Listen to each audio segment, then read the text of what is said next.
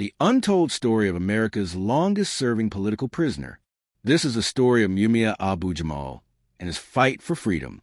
What if I told you that a man has spent over 40 years in prison, not for a crime, but for his beliefs?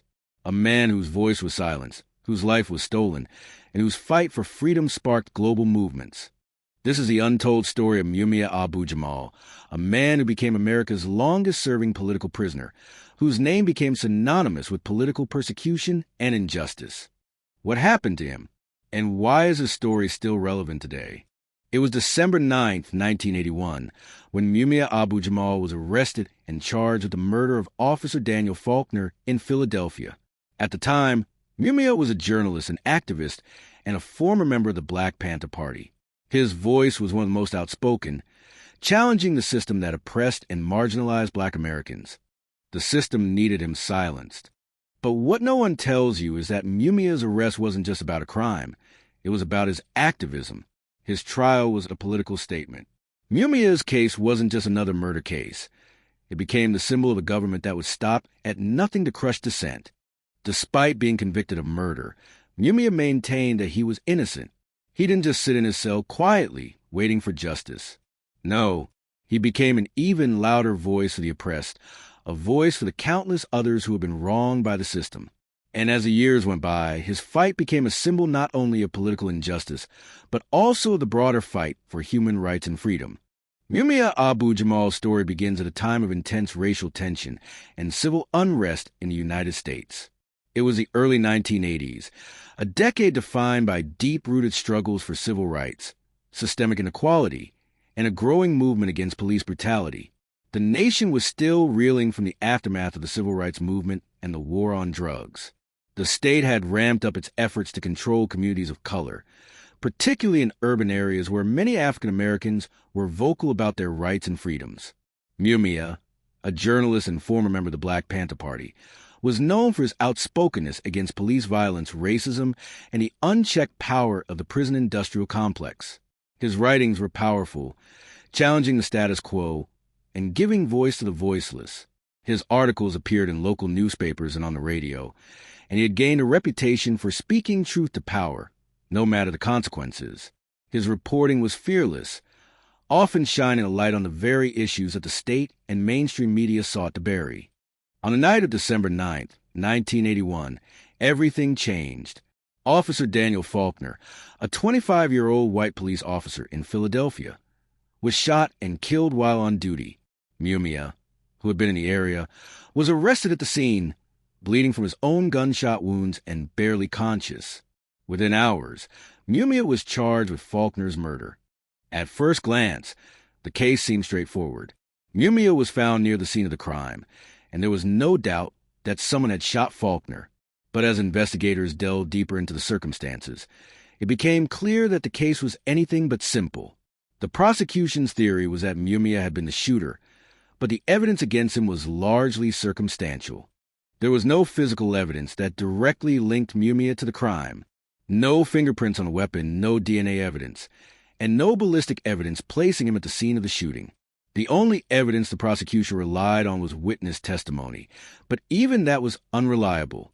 The key eyewitnesses who were supposed to place Mumia at the scene were either not sure of their identification or had conflicting testimonies. One of the most damning pieces of evidence used against Mumia was the testimony of a man named Robert Chobert, who claimed to have seen Mumia shoot Faulkner. But Chobert was a taxi driver, and his account was full of inconsistencies. Other witnesses at the scene later contradicted his version of events. In fact, some later revealed that they had been coerced by police officers to give false testimony, a tactic that would later be exposed as a pattern in the investigation. Despite these glaring issues, the prosecution moved forward with the case. Even more troubling was the selection of the jury. The jury that convicted Mumia was all white, a stark contrast to the predominantly black neighborhood where the crime took place. The jury was selected from a pool that was not representative of the community Mumia came from, and a lack of diversity in the jury raised serious questions about the fairness of the trial. Mumia's defense attorney, Anthony Jackson, was inexperienced and underprepared. He failed to address several key issues in the trial, such as a lack of evidence and the biased selection of jurors. He did not challenge the validity of the eyewitness testimonies or investigate the potential for police misconduct. Most disturbingly, Jackson failed to make a compelling argument that Mumia was a victim of a politically motivated trial, one designed to silence him for his activism. The judge presiding over Mumia's trial, Judge Albert Sabo, was notorious for his bias against black defendants. Sabo had a long history of sentencing black defendants to death, and his prejudice against Mumia was evident from the start. He ruled in favor of the prosecution on almost every critical motion and did not allow Mumia to present key evidence in his defense. It was as if the deck had been stacked from the very beginning. In the rush to convict, Mumia's fate was sealed by an unjust trial. On July 3, 1982, after just a few days of deliberation, the jury convicted him of first-degree murder. His punishment, the death penalty. Mumia's conviction was not only a miscarriage of justice, it was a political statement, a way of sending a message to those who dared to speak out against the system. In a nation that claimed to value justice and fairness, Mumia's case became an example of how the legal system could be used to punish dissent.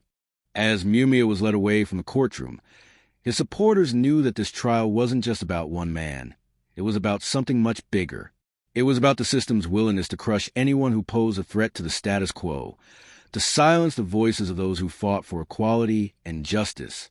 Mumia's conviction was a symbol of the lengths to which the state would go to maintain its control, no matter who it destroyed in the process. But Mumia's case wasn't just about a man being falsely accused of murder. It was about the systemic effort to silence a voice of dissent. From the very beginning, Mumia's arrest and conviction weren't simply about the crime he was accused of. It was about the growing power of his voice as a journalist and activist. His words had become a weapon in the fight for justice, and that made him a target. Mumia had spent years challenging the status quo. As an outspoken critic of police brutality, systemic racism, and the prison industrial complex, he was seen as a threat to the established order. He had exposed the corruption, injustice, and oppression faced by marginalized communities, and for that, he was considered dangerous. The authorities needed him silenced, not just because they believed he was guilty of crime, but because his voice had grown too powerful. The moment Mumia was imprisoned, his fight for justice didn't end. It only intensified. Behind bars, he became more resolute in his efforts to expose the flaws in the justice system and to fight for his own freedom. His incarceration wasn't the end of his activism. It was just the beginning of a much larger battle, one that would take decades. Mumia's defense team faced relentless obstacles in their attempts to reopen his case. Every effort to bring new evidence to light was met with resistance. Crucial evidence that could have proven Mumia's innocence was intentionally withheld or ignored. Vital documents were locked away or never provided to his attorneys, preventing them from making the case for his exoneration. Even when new evidence emerged, such as witnesses recanting their testimony or police officers admitting to misconduct, Mumia's appeals were repeatedly denied. The legal system, in many ways, was an adversary in itself. Courts continued to reject Mumia's appeals, making it clear that the system was intent on keeping him locked away, regardless of the truth. Each rejection only strengthened his resolve, and with every failed attempt to reopen his case, Mumia's supporters grew more vocal. The fight for Mumia's freedom became not just about one man. It became a symbol of resistance, a call to action for those who believed that the system was broken and needed to be dismantled. But Mumia was more than just a political prisoner. Even in prison, he refused to remain silent. His activism did not end with a confinement. Mumia continued writing from behind bars, using his words as a weapon to challenge the injustices of the system. He published books, essays, and articles that exposed the failures of the prison system and the broader issues of racial inequality. His writings on social justice, prison reform, and police brutality reached an international audience, gaining him a following that spanned the globe. His voice became even stronger in the written word than it had been on the airwaves or in the press. While Mumia's voice grew louder, his treatment in prison grew more severe. For decades, he was placed in solitary confinement, a punishment typically reserved for the most dangerous and violent criminals. Despite the fact that Mumia had never been violent and had not posed a threat to anyone, he was confined to a small, isolated cell for 23 hours a day. The physical and psychological toll of solitary confinement is immense and began to deteriorate Mumia's health. Yet he remained defiant. His spirit was not broken, even as his body suffered. Solitary confinement was meant to silence him, but it only made Mumia's voice more powerful. Even as his health deteriorated, his body weakened, his mental state fraying, Mumia continued his work. He wrote letters, filed motions, and continued to speak out about the injustices he had faced and the injustices others like him faced every day. His determination never wavered. Mumia's case became a rallying cry for activists and human rights organizations worldwide. They saw his imprisonment not as an isolated incident, but as part of a larger pattern of systemic oppression aimed at silencing dissent and punishing those who dared to speak truth to power. Mumia's fight for freedom was no longer just about his own innocence. It became about the fight for justice for all those who were unjustly imprisoned, for those who were punished for their activism, and for those who had no voice. In 1999, after nearly 2 decades of legal battles, a startling piece of new evidence came to light that would turn Mumia's case upside down. A former police officer, who had once been part of the investigation, came forward with a shocking confession. He admitted that he had been coerced into providing false testimony against Mumia during the trial. This revelation was a bombshell, one that completely shifted the perspective on Mumia's conviction. This was no longer just a case of a man wrongfully convicted. It was becoming clear that Mumia had been the victim of a deliberate and calculated attempt to silence a political voice. The officer's admission opened the floodgates to a deeper examination of the trial's integrity. As Mumia's legal team dug further into the case, they uncovered more evidence of corruption within the investigation. It wasn't just one witness who had been pressured to lie. It was several. Witnesses had been coerced by police officers to change their statements or to misidentify Mumia as the shooter. Some were even threatened with jail time if they did not testify against him. This manipulation of witnesses was a clear violation of Mumia's constitutional rights, and it became evident that the prosecution had relied on fabricated testimonies to secure a conviction. But it didn't stop there. The investigation had been mishandled from the very beginning. Vital pieces of evidence were ignored or outright suppressed. The police had failed to properly investigate other leads that could have exonerated Mumia. Worse still, the judge who presided over Mumia's trial, Judge Albert Sabo, had a long history of bias. He was known for sentencing black defendants to death, and his prejudice against Mumia was clear from the start. His rulings favored the prosecution, further skewing the trial in favor of a guilty verdict.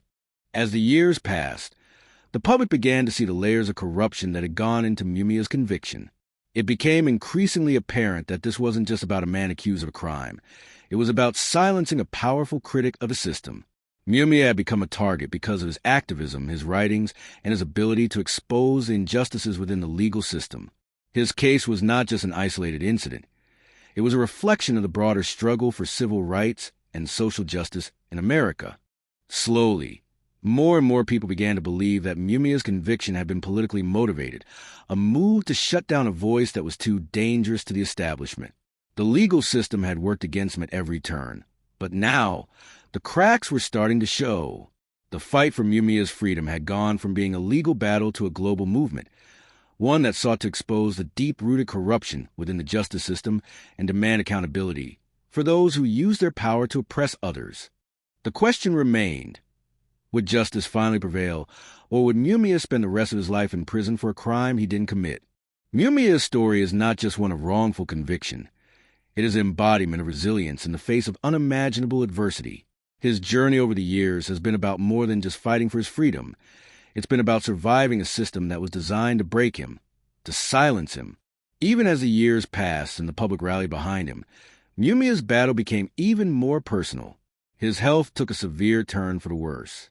Years of isolation, mistreatment, and neglect had worn down his body. In 2015, Mumia contracted a serious illness that left his supporters terrified for his life. He was suffering from a debilitating medical condition, and there were fears that the prison system would once again allow him to die without proper care. The possibility of losing Mumia was a devastating blow to his supporters. They had fought so long, so hard, and yet here was a very real possibility that they might lose him before they ever saw justice. The world watched as a man who had withstood decades of injustice now faced his most personal fight, survival. But even as his physical health deteriorated, Mumia's spirit remained unbroken.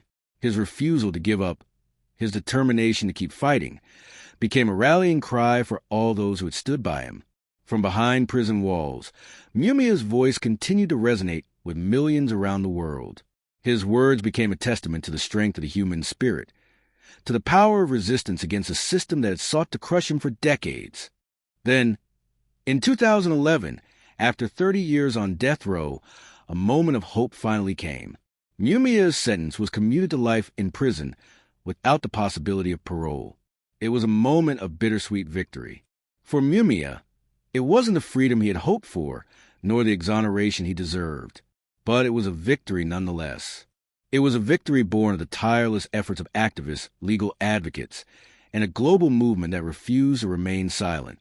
It was a victory that showed the power of speaking out, of standing firm in the face of injustice, and of never giving up. This commutation marked a significant turning point. It proved that, despite everything, despite the trials, the setbacks, the years of suffering, Mumia's voice had not been silenced. It proved that the fight for justice was not in vain. Though he had not yet been freed, this commutation was a powerful acknowledgement that the system had failed, and that the power of activism and public support could make a difference. It was a small but significant crack in the walls of injustice. Mumia's case is survival, and his ongoing fight for justice became more than just a legal battle. It became a symbol of the broader struggle against systemic oppression, racial inequality, and the abuse of power. His story became a reminder that even in the darkest of times, there is always hope, and the fight for justice is never over. Mumia's fight is far from over. Despite the victory of his commutation, he has yet to be fully exonerated. His case remains an open wound in the American justice system, a symbol of the countless individuals who have been unjustly imprisoned simply for speaking out against the system. The story of Mumia Abu-Jamal is not just about one man's struggle. It's about the countless others who have suffered under the weight of political persecution, systemic racism, and an oppressive legal system that values power over justice. Mumia's commutation was a victory, yes, but it is only a chapter in a much larger story. It's a chapter in the ongoing battle to expose the flaws in our legal system, to confront the deep-rooted biases and injustices that affect millions of people, particularly those from marginalized communities. Mumia's case highlights a glaring truth. Our system is broken, and there are many more like him who remain behind bars, their voices silenced, their stories ignored. Think about how many innocent people are locked up simply because they spoke out. How many individuals have been wrongfully convicted due to political persecution, racial profiling, or corruption within the system? How many families are suffering in silence, torn apart by a justice system that is supposed to protect them, but instead punishes them for being who they are? Mumia's fight is a reflection of a much broader struggle. His story represents every person who has ever been wrongfully convicted, every person whose life was destroyed by a system that refused to listen, that refused to see them as human. His struggle is a reminder that our fight for justice is not over. It's ongoing, and we are all a part of this fight. We can't stop here. We must continue to demand justice for Mumia and for all those who are unjustly imprisoned. We must continue to raise our voices and fight for those who can't fight for themselves. Mumia Abu-Jamal's story calls us to action, reminding us that justice doesn't just come from courts. It comes from the people, from us. The fight for justice is never finished. Every small victory, every act of resistance, every voice raised in protest brings us closer to the change we need. So, what do you think about Mumia's case? Do you believe justice was ever truly served? Are we moving closer to a system that actually serves all its people, regardless of their race or background? Share your thoughts in the comments below. Let's keep this conversation alive, and together, we can make sure Mumia's fight and the fight for justice continues to be heard. Don't forget to like, subscribe, and hit the bell to stay updated on this ongoing battle for justice. Every like, every comment, every share spreads a message further and amplifies our collective call for change. Mumia's story is not just his. It's a story for all of us. Let's raise our voices and keep fighting for a system that truly serves justice for everyone.